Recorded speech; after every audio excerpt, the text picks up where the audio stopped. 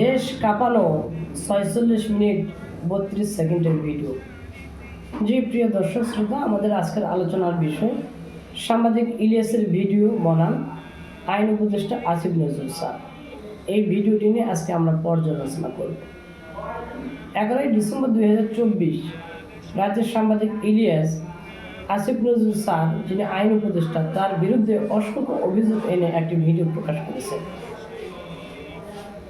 এই ভিডিওটি দেখে আমার মনে হয়েছে আসিফ নজরুল স্যারের উপর রাগ এবং ক্ষোভের প্রকাশ হচ্ছে এই ভিডিওতে যেমন সত্য তথ্য রয়েছে, বিশ্বাস করার মতো যেমন যুক্তি রয়েছে, তার সাথে বেশি যুক্তি রয়েছে অবিশ্বাস করার মতো কথাবার্তা। যে সমস্ত কথাবার্তা আমার কাছে মিথ্যা, গুজব, আজগুবি বলে মনে হয়েছে তা হচ্ছে এই: আসিফ নজরুল স্যার আইন উপদেষ্টা হওয়ার পরপরই নাকি প্রথম আলো পত্রিকার সাংবাদিক রুজিনাকে তার বিরুদ্ধে করা আইসিটি অ্যাক্ট আইনের মামলা খারিজ করে দিয়েছেন এবং তাকে জেল থেকে মুক্তি করে দিয়েছেন। অথচ একই আইনে করা মামলার অনেক আসামি এখন জেলখানায় রয়েছে। কালবেলা পত্রিকার সম্পাদক সন্তোষ শর্মা নাকি 2 মাস যাবৎ আসিফ নজরুল স্যারের বাসায় অবস্থান করছিল।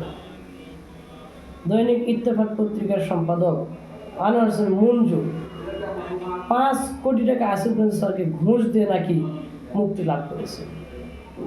আওয়ামী লীগ সরকারের মন্ত্রী সাবের হোসেন চৌধুরী, যিনি রিমান্ডে থাকা অবস্থায় জামিন লাভ করেছেন, এর পিছনে নাকি আসিফ নজরুল স্যারের কলকাঠি নড়া ছিল।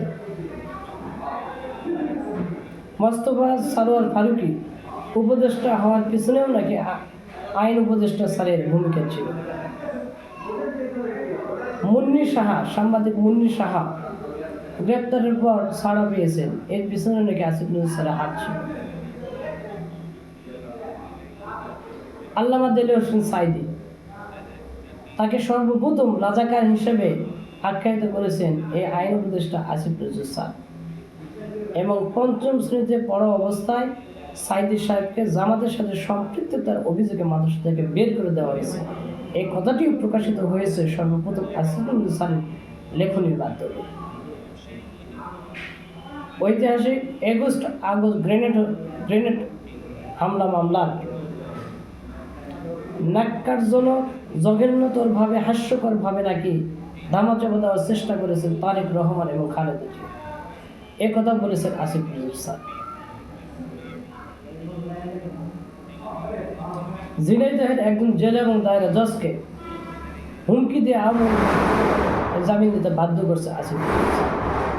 এরকম অনেক অভিযোগ আনছেন সাংবাদিক ইলিয়াস আসিফ নজরুল স্যারের বিরুদ্ধে। আজকে এই জাতি জানতে চায়, আসিফ নজরুল স্যার সত্য নাকি সাংবাদিক ইলিয়াস সত্য? আসিফ নজরুল স্যারের উপর আনিত অভিযোগ সম্পূর্ণ মিথ্যা, ভিত্তিহীন, বানোয়াট, কাল্পনিক, আজগুবি। এটা আজকে প্রমাণ করতে হবে আমাদের আইন উপদেষ্টা আসিফ নজরুল স্যারকে। এই ভিডিওর মাধ্যমে সাংবাদিক ইলিয়াস আসিফ নজরুল স্যারকে নায়ক থেকে ভিলেন বানিয়েছে, হিরো থেকে জিরো বানিয়েছেন।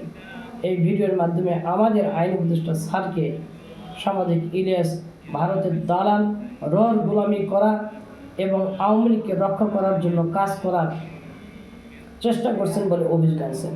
প্রথম আলো ডেইলি স্টার পত্রিকা বাঁচানোর জন্য নাকি তিনি কাজ করছেন। তিনি নাকি দেশপ্রেমিক নয়।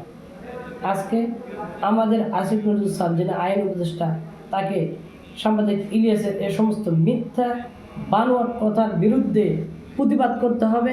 মিথ্যা অভিযুক্ত করার জন্য সাংবাদিক ইলিয়াসের বিরুদ্ধে আইনগত ব্যবস্থা গ্রহণ করা আইন উপদেষ্টা আসিফ নজরুল স্যারের একান্ত দায়িত্ব। এবং তার বিরুদ্ধে আনিত অভিযোগ সম্পূর্ণ যে মিথ্যা, এটা তাকে প্রমাণ করতে হবে এই জাতির সামনে। তাকে প্রেস ব্রিফিং করতে হবে, তাকে বলতে হবে তার বিরুদ্ধে যে সমস্ত অভিযোগ আনা হয়েছে, এই সমস্ত অভিযোগ সম্পূর্ণ মিথ্যা। এই সমস্ত অভিযোগের ভিত্তিতে তার বিরুদ্ধে কোনো কথা সত্য নয়, সেটা তাকে আজকে বলতে হবে জাতির সামনে। যদি তিনি বলতে না পারেন, তাহলে এই জাতি ধরে নেবে আসিফ নজরুল একজন বেঈমান, দেশদ্রোহী, আওয়ামী লীগের দালাল, ভারতের দালালি করেন, রর গোলামি করেন।